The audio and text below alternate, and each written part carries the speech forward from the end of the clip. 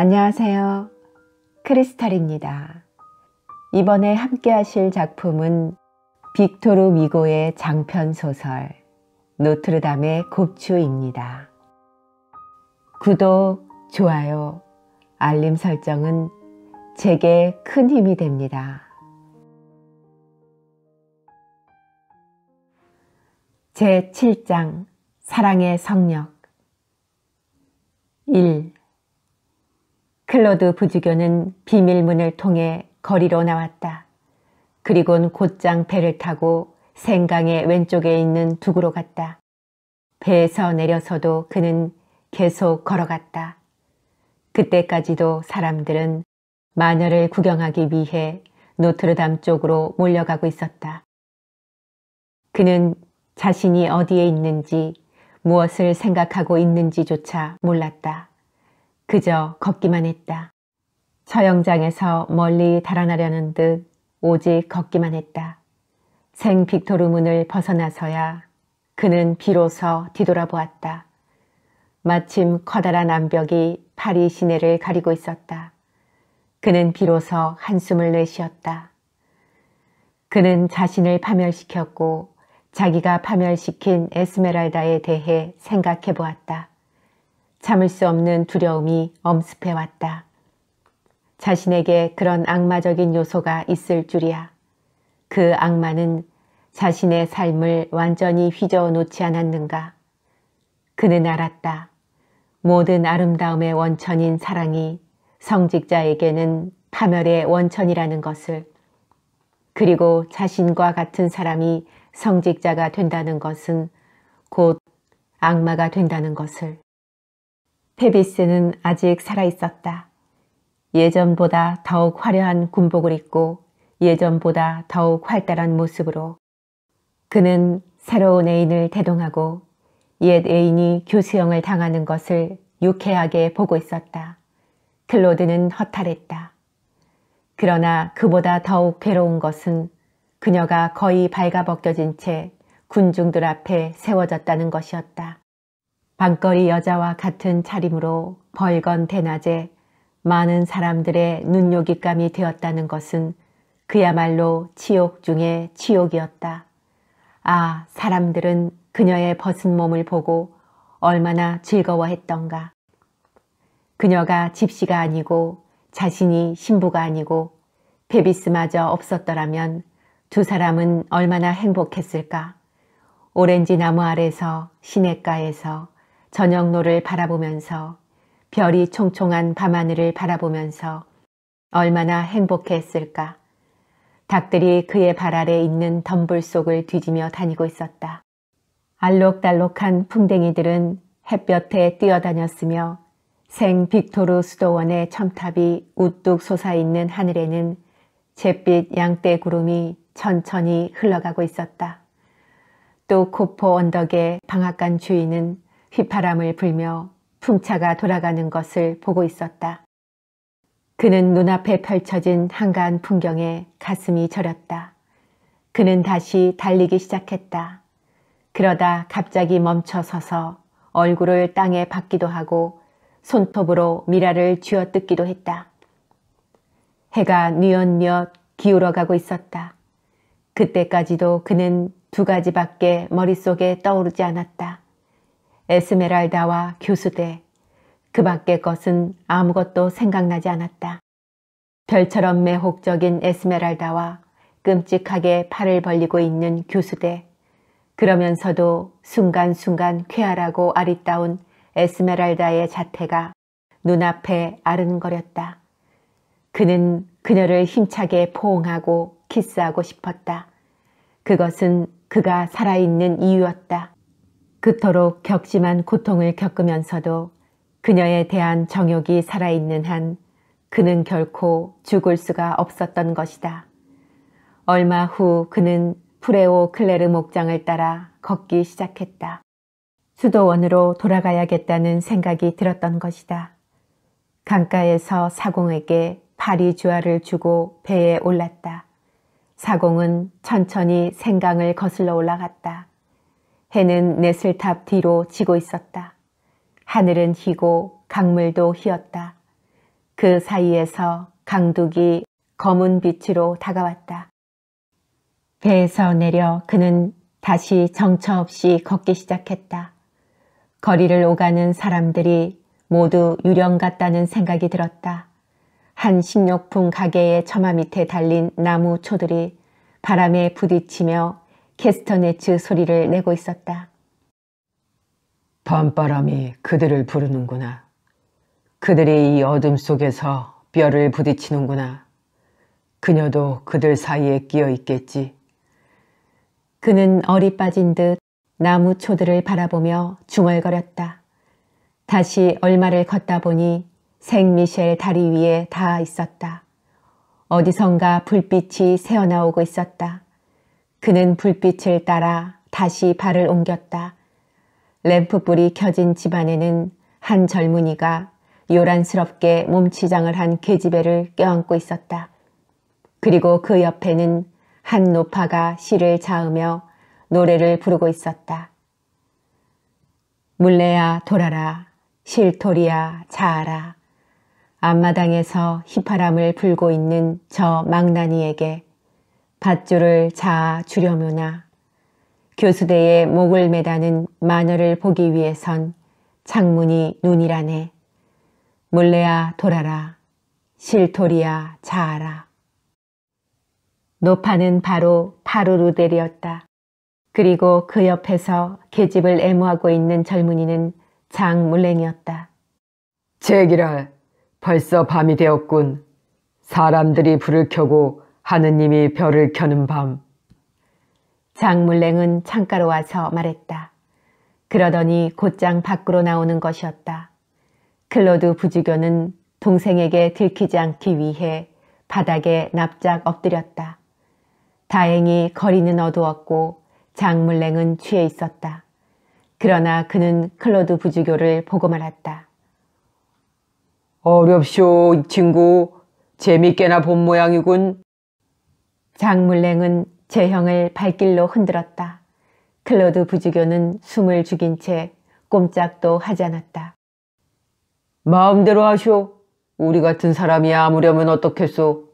하지만 우리 형님 같은 사람은 얌전하고 돈도 많으니까 진정으로 행복하겠지. 장물랭은 돌아서며 말했다. 장물랭이 사라지자 클로드 부주교는 얼른 일어나 노트르담 쪽으로 갔다. 거대한 종탑들이 예전과 다름없이 어둠 속에 우뚝 솟아 있었다. 오, 그토록 끔찍한 일이 바로 여기서 벌어졌으렸다. 그러나 노트르담은 아무 일도 없었다는 듯이 여전히 당당하게 서 있었다. 그는 안으로 들어갔다. 안에는 아침 의식에 사용되었던 장막들이 고스란히 남아 있었다. 그는 눈을 감았다. 그리곤 달아나기 시작했다. 난간 아래 들어섰을 때 원기둥 뒤에서 불그스름한 빛이 비치고 있었다. 그는 그쪽으로 가보았다.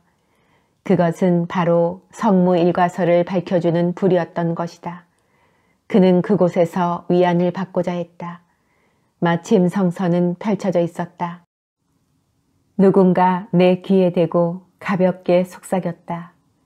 그리곤 한 정령이 눈앞을 스쳐 지나갔다. 나는 바르르 떨었다.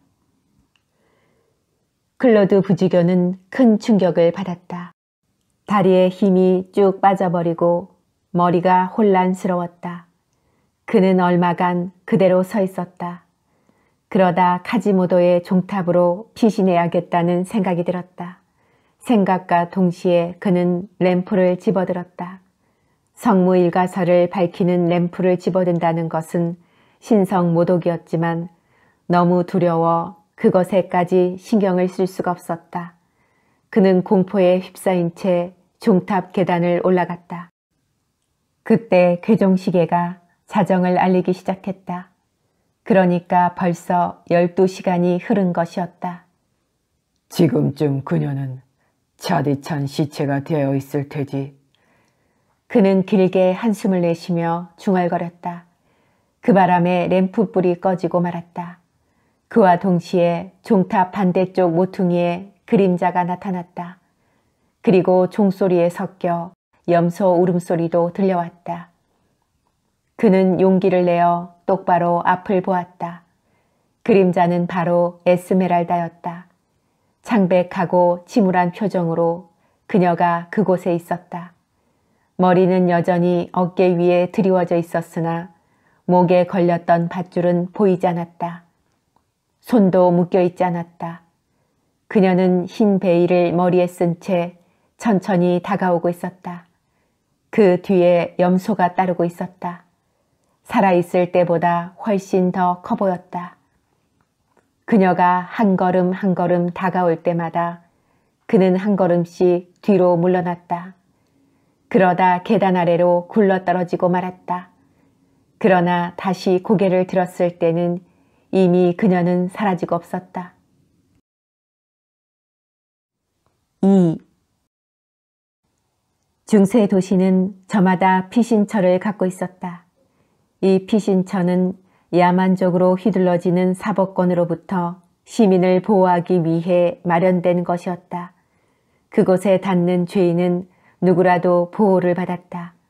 왕이 살고 있는 궁정과 제후의 저택, 그리고 사원이 바로 그런 곳이었다. 그 밖에도 인구를 불려야 할 필요가 있을 때는 도시 전체를 임시 은신처로 만들기도 했다.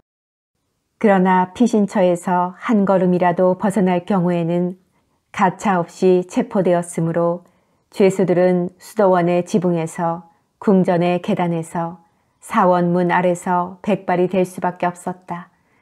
그런 점에서 본다면 피신처는 일종의 감옥이라고도 할 수 있었다.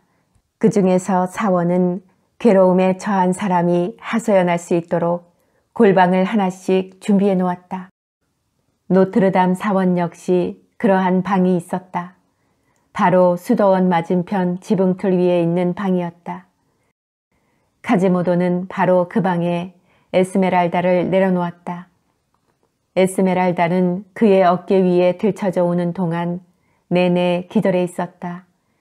이따금씩 카지모도가 내지르는 괴성에 정신을 차리곤 했으나 무시무시한 그의 형상에 이내 정신을 잃곤 했던 것이다. 그가 자신을 방에 내려놓고 밧줄을 푸는 동안 그녀는 자신이 사원에 있다는 것을 알았다. 죽음에서 벗어났다는 것도 알았다. 그리고 또 페비스가 자신을 사랑하지 않는다는 것도 알았다. 왜 날 살려냈나요? 그녀는 자포자기한 상태로 물었다. 그러나 카지모도는 그녀의 목소리를 들을 수가 없었다. 다만 걱정스러운 눈으로 한참 내려다볼 뿐이었다. 왜 날 살려냈냐고요? 그녀는 다시 물었다. 그러자 그는 슬픈 표정이 되어 그만 달아나고 말았다. 잠시 후 그는 꾸러미 하나를 던져주었다. 인정 많은 부인들이 사원 정문 앞에 놓고 간 옷이었다. 그제서야 그녀는 자신이 거의 발가벗겨져 있다는 사실을 깨달았다. 그녀는 얼른 옷을 주워 입었다. 흰 베일이 달린 하얀 드레스였다. 바로 시립병원의 수련 수녀들이 입는 옷이었다. 옷을 입고 있는 사이에 카지모도는 다시 커다란 바구니와 이불을 들고 나타났다. 바구니에는 포도주와 빵 등이 들어있었다. 그는 바구니를 바닥에 내려놓았다. 먹어요. 그는 조심스럽게 말했다. 에스메랄다는 고맙다는 말을 하려 했으나 그의 얼굴을 보자 그만 말문이 막혀버리고 말았다. 그녀는 그만 고개를 숙였다. 무섭죠. 정말 추하게 생겼지요. 그럼 저를 보지 말고 듣기만 해요. 낮엔 여기서 나오면 안 돼요. 그렇지만 밤에는 돌아다녀도 괜찮아요. 그는 별로 원망하는 기색도 없이 그렇게 말했다. 그녀는 다시 고맙다는 말을 하려고 고개를 들었다. 그러나 이미 그는 사라지고 없었다. 그녀는 그가 한 말을 되새겨보았다. 그렇게도 흉측한 얼굴에서, 그렇게도 신목에서 그토록 부드러운 목소리가 나올 수 있다니 그녀는 놀라지 않을 수 없었다. 그녀는 창가로 갔다. 자신의 신세가 너무 처량하게 느껴졌다. 그때 그녀의 손을 간지럽히는 것이 있었다. 바로 염소 잘리였다. 잘리는 그녀의 무릎 위로 슬그머니 올라왔다. 오, 잘리! 내가 널 잊고 있었구나. 그녀는 그것을 껴안고 마구 울기 시작했다. 이튿날 아침 에스메랄다는 쏟아져 들어오는 신선한 햇살에 눈을 떴다. 지하 감옥에 있는 동안에는 잠을 거의 못 이루다가 참으로 오랜만에 깊은 잠을 잔 것이었다. 그녀는 햇살을 받으며 자신의 얼굴을 어루만져 보았다.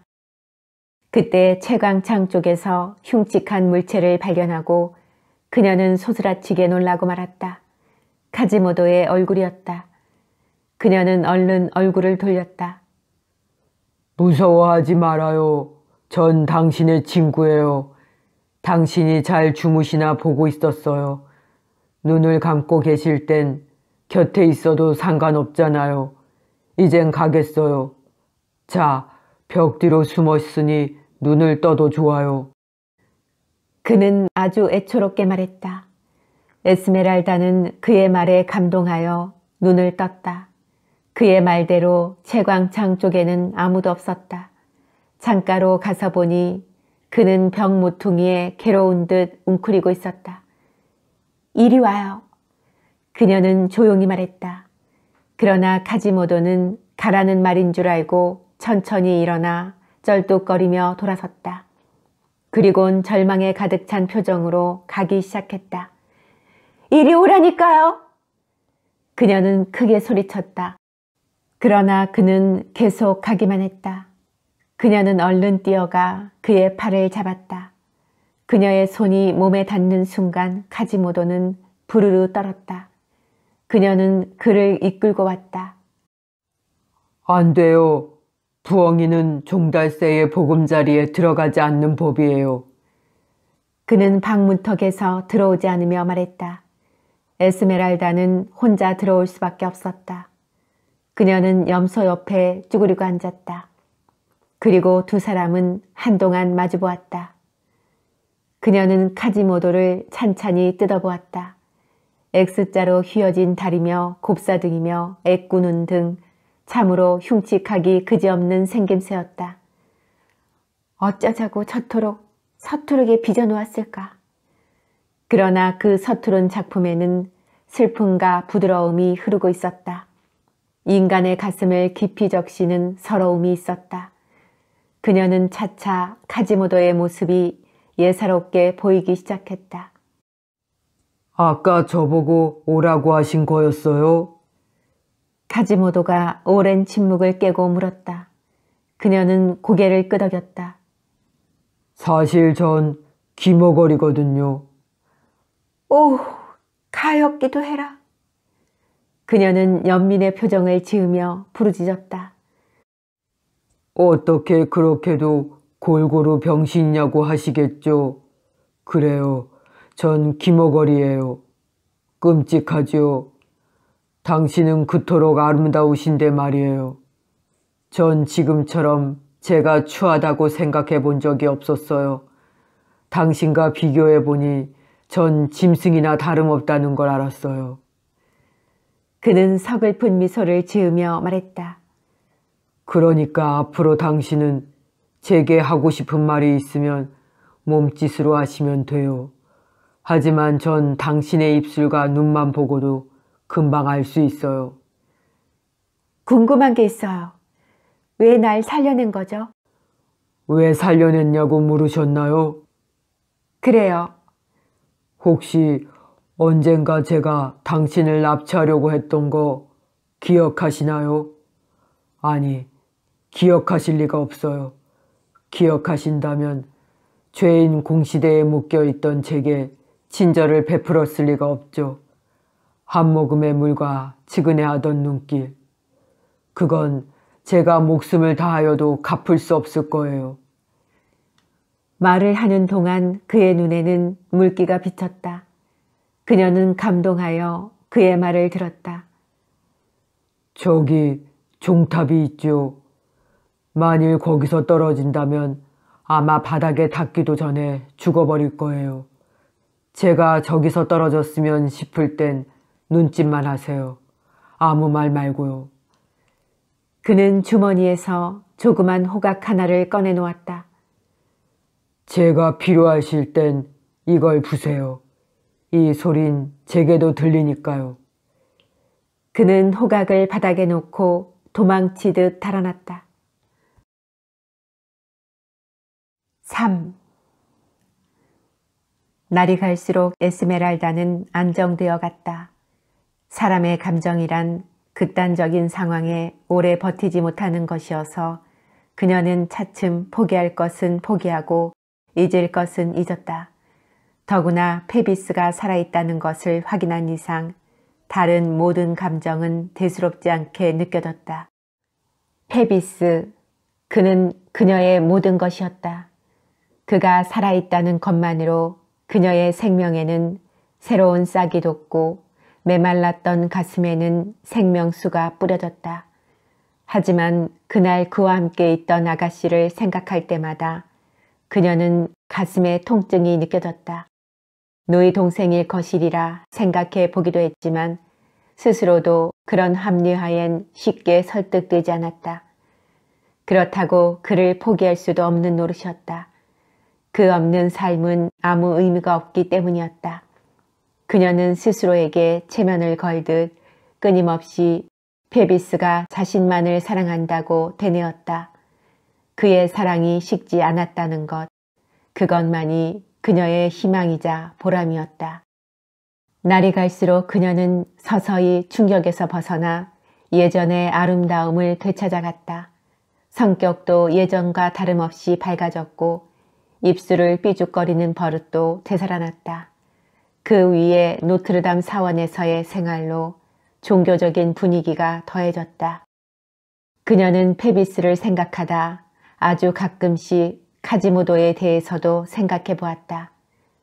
그는 그녀가 접하는 것 중 유일한 인간이었다. 그러나 그녀는 끝내 그를 친구로 받아들일 수가 없었다. 우연히 그를 보게 될 때는 물론 기척소리만 나도 그만 눈이 감기는 것이었다. 그녀는 카지모도가 준 호각도 바닥에 버려둔 채 있었다. 그 후로도 카지모도는 계속 그녀에게 먹을 것과 마실 것을 주러 왔다. 그때마다 그녀는 고개를 돌리지 않으려고 무던히 애를 썼지만 잘 되지 않았다. 언젠가 그는 이렇게 말했다. 제 불행은 너무 사람을 닮았다는 거예요. 전 차라리 짐승으로 태어날 걸 그랬어요. 이런 일도 있었다. 그녀가 스페인의 옛 민요를 부를 때였다. 그때 그가 불쑥 나타나는 바람에 그녀는 놀라 노래를 멈추고 말았다. 그러자 그는 무릎을 꿇고 애원하는 것이었다. 노래를 계속해달라고. 또 언젠가는 할 말이 있다며 찾아온 적이 있었다. 그러나 그는 잠시 그녀를 바라보기만 하였을 뿐 그대로 달아나고 말았다. 어느 날 아침 에스메랄다는 카지모도와 함께 창밖을 내다보고 있었다. 생장르롱의 뾰족한 지붕 너머로 광장이 보였다. 그때 갑자기 에스메랄다가 부르르 떨기 시작했다.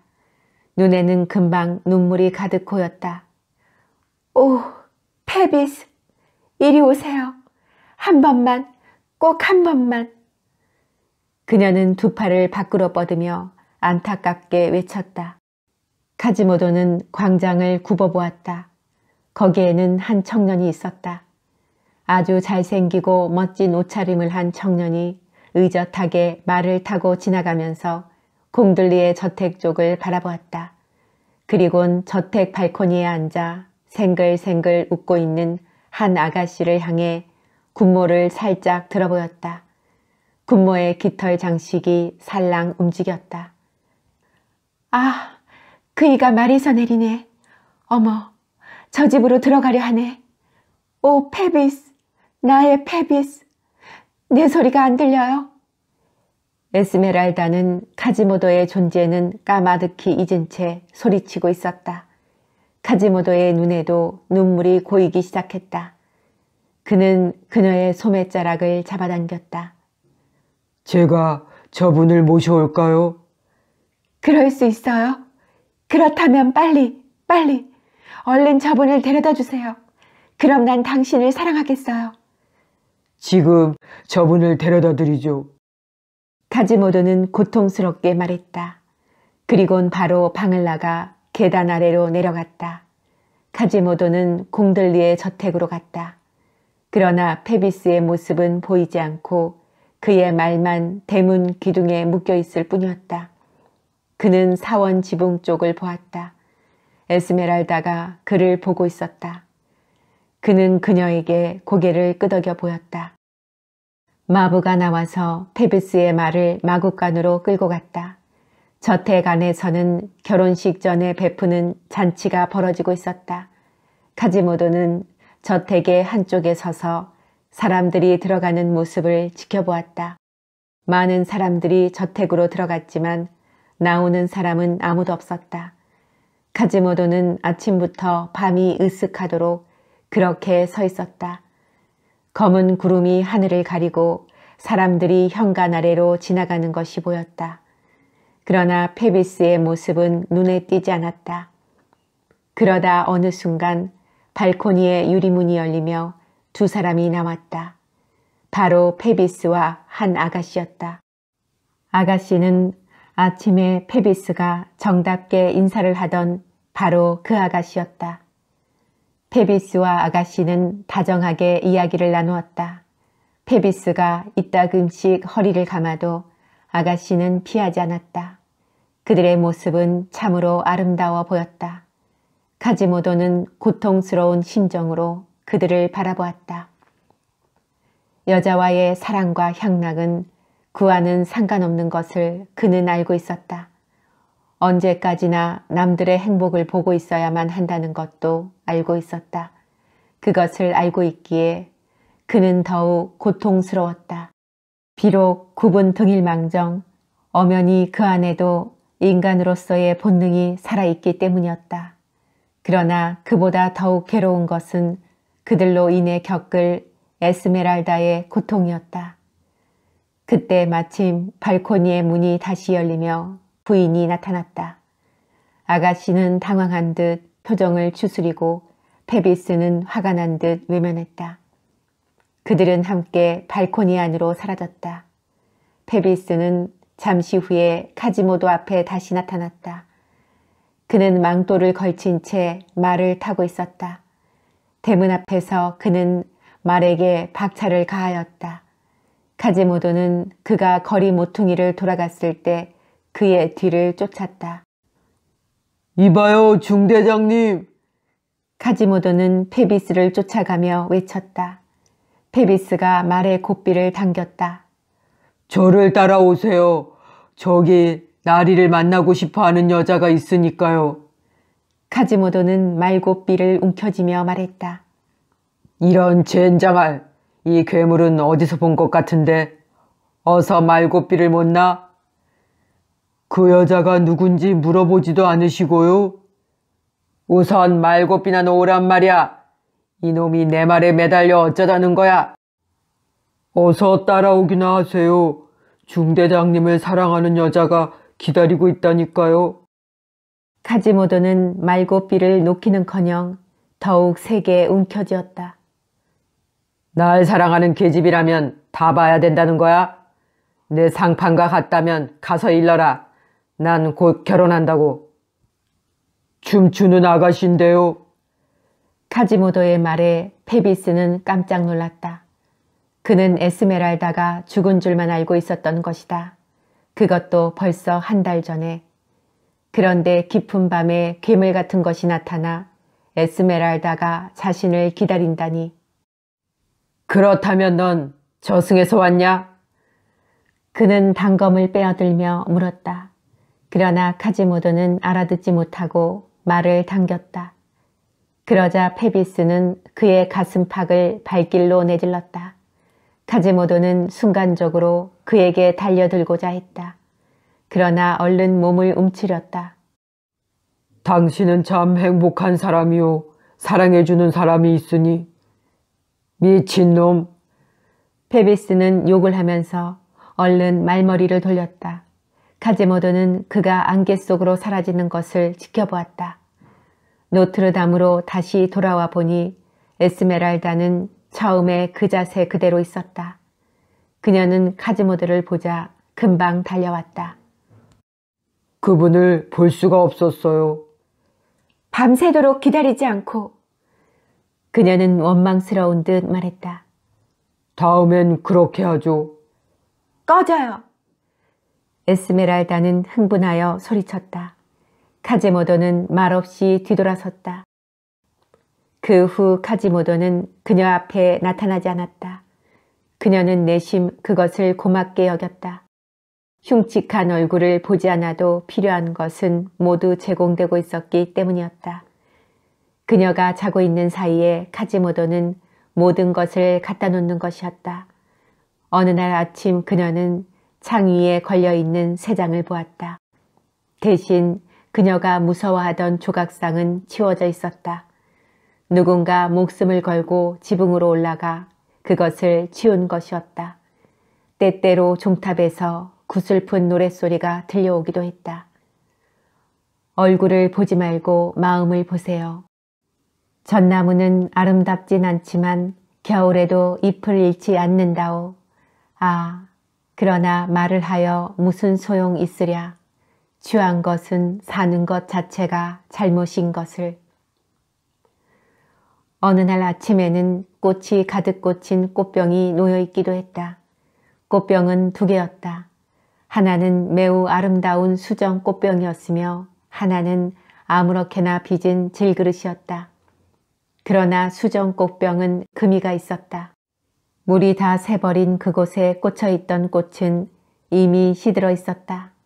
반대로 질그릇에 꽂힌 꽃은 여전히 싱싱하고 아름다웠다. 에스메랄다는 그 중에서 시든 꽃다발을 집어들었다. 그리곤 그것을 하루 종일 가슴 위에 안고 있었다. 그날은 종탑에서 노랫소리가 들려오지 않았다. 4.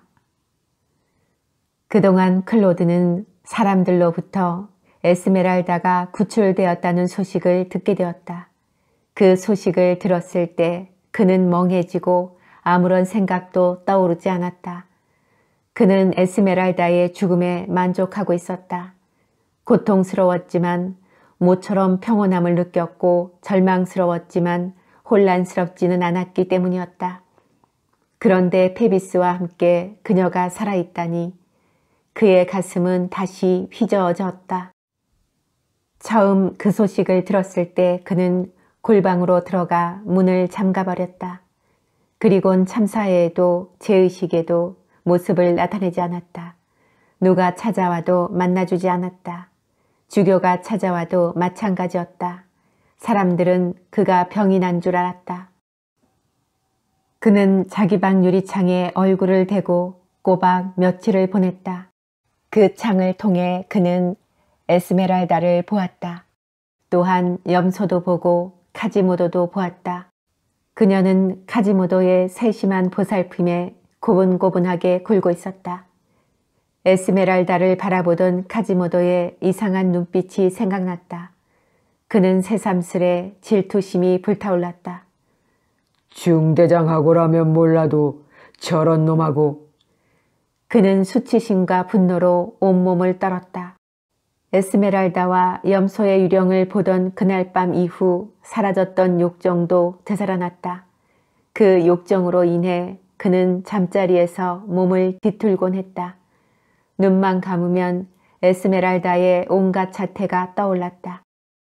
아름다운 젖가슴을 드러낸 채 중대장에게 애원하던 모습, 중대장의 밑에 깔린 채 헐떡이던 모습, 반쯤 발가벗긴 채 목에 밧줄을 걸고 있던 모습, 그 모든 상상에 그는 피가 끓어올랐다. 그러던 어느 날이었다. 그날 밤에도 그는 욕정에 몸부림치며 베개를 물어뜯고 있었다. 그러다 갑자기 벌떡 일어나 앉았다. 머리카락은 어수선하게 흐트러져 있었으며 눈동자는 이글이글 불타오르고 있었다. 그는 종탑의 열쇠를 찾아 밖으로 나갔다. 그때 에스메랄다는 페비스를 생각하며 달콤한 잠에 빠져 있었다. 그러다 무슨 소리엔가 잠을 깨고 말았다. 잠을 깨보니 얼굴에 직접 불빛이 비치고 있었다. 그녀는 이맛살을 찌푸린 채 주위를 돌아보았다. 불빛은 창문 밖을 통해 들어왔다. 그녀는 조심스럽게 창밖을 보았다. 분명히 누군가 있었다. 그 순간 램프불이 꺼졌다. 그러나 그녀는 그가 누군가를 똑똑히 보았다. 바로 클로드 부주교였던 것이다. 그를 확인한 순간 모든 악몽이 일시에 되살아났다. 그녀는 그대로 쓰러지고 말았다. 잠시 후 에스메랄다는 자신의 몸에 무엇인가 닿는 느낌에 벌떡 일어나 앉았다. 어느 사이에 클로드 부주교가 곁에 와 있는 것이었다. 그는 두 팔로 그녀를 안고 있었다. 나가! 이 악마! 나가! 이 살인자! 그녀는 떨리는 목소리로 겨우 외쳤다. 용서해줘. 용서해줘. 클로드 부주교는 그녀의 어깨에 입술을 문지르며 말했다. 그녀는 그의 남은 머리칼을 잡아 밀쳤다. 제발 용서해줘. 너에 대한 사랑이 어떻다는 걸 알아줬으면 좋겠어. 그는 무시무시한 힘으로 그녀의 두 팔을 잡고 애원했다. 그녀는 온 힘을 다해 그를 밀쳤다. 나 안 놓으면 얼굴에 침 뱉겠어. 좋아. 날 모욕해도 좋고 쳐도 좋아. 하고 싶은 대로 해. 하지만 제발 날 좀 사랑해줘. 나가! 이 악마야! 그녀는 그의 얼굴을 후려치며 소리질렀다. 날 좀 사랑해줘. 날 좀. 클로드 부주교는 더욱 세게 그녀를 감싸 안았다. 그리곤 그녀가 자신을 후려칠 때마다 키스를 퍼부었다. 그녀는 자신의 힘으로는 도저히 그를 감당할 수 없다는 것을 알았다. 끝장내고 말겠어. 그는 이를 악물곤 말했다. 그녀는 기진맥진한 채 그의 품 안에서 헐떡거렸다. 그의 손이 그녀의 몸 구석구석을 헤매기 시작했다. 사람 살려요! 흡혈귀야! 그녀는 마지막 힘을 다해 소리쳤다. 그러나 아무도 오지 않았다. 다만 잘리만이 가엾게 울어댈 뿐이었다. 조용히 해. 클로드 부주교가 헐떡거리며 말했다. 결국 두 사람은 그렇게 한 덩어리가 되어 바닥을 뒹굴기 시작했다. 그때였다. 에스메랄다의 손에 무엇인가 잡히는 것이 있었다. 바로 카지모도의 호각이었다. 그녀는 얼른 그것을 입술로 가져갔다. 그리곤 있는 힘을 다해 풀었다. 이건 또 뭐야? 클로드 부주교가 놀라 몸을 일으키며 물었다. 그러나 이미 억센 손이 그의 뒷덜미를 잡아 올리고 있었다. 곧 이가는 소리와 함께 식칼이 번쩍 들어 올려졌다. 클로드 부주교는 그가 카지모도임을 알았다. 카지모도. 그는 카지모도의 팔에 매달리며 외쳤다. 절박한 순간인 만큼 카지모도가 기머거리라는 것을 잊었던 것이다. 눈 깜짝할 사이에 클로드 부주교는 땅에 뉘어지고 묵직한 무릎 하나가 그의 가슴을 찍어 눌렀다. 그리곤 식칼이 그를 겨눈 채 높이 들어 올려졌다. 위기의 순간이었다. 참, 아가씨한테 피가 뿌려져서는 안 되지. 카지모도는 갑자기 중얼거리며 동작을 멈추었다. 그리곤 그의 발을 잡고 밖으로 끌고 나갔다. 마침 달이 떠오르고 있었다. 그들이 방을 나서자 달빛이 희미하게 클로드 부주교의 얼굴을 비추었다. 카지모도는 그의 얼굴을 보자 질겁을 하며 뒤로 물러섰다. 그때까지 문턱에 서서 그 광경을 지켜보던 에스메랄다는 놀라지 않을 수가 없었다. 금방 상황이 바뀌어 부주교가 윽박지르고 카지모도가 쩔쩔매는 것이 아닌가. 클로드 부주교는 그에게 물러가라는 신호를 보냈다. 그러나 카지모도는 머리를 숙인 채 에스메랄다의 문 앞에 와서 무릎을 꿇었다. 나으리 먼저 저를 죽여주세요. 그런 다음에 마음대로 하세요. 그는 클로드 부주교에게 시칼을 내밀며 애원했다. 클로드 부주교는 제정신이 아닌 듯 벌건 눈으로 손을 내밀었다. 그러나 그보다 에스메랄다가 더 빨랐다. 그녀는 카지모도의 손에서 얼른 칼을 빼앗아 들었다. 흥! 이젠 가까이 오지 못하겠지? 이 비겁한 놈아!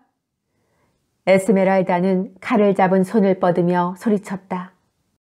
난 나의 페비스가 살아있다는 걸 알고 있단 말이야. 그녀는 도끼 어린 표정으로 다시 말했다. 그 소리는 벌겋게 단 쇠젓가락으로 클로드 부주교의 가슴을 후벼 파는 것이었다. 클로드 부주교는 카지모도의 등을 한번 후려찬 뒤 치를 떨었다. 그리곤 바로 아래쪽으로 사라져버렸다. 아무도 그녀를 갖지 못해. 악에 바친 그의 목소리가 밤 공기를 흔들었다.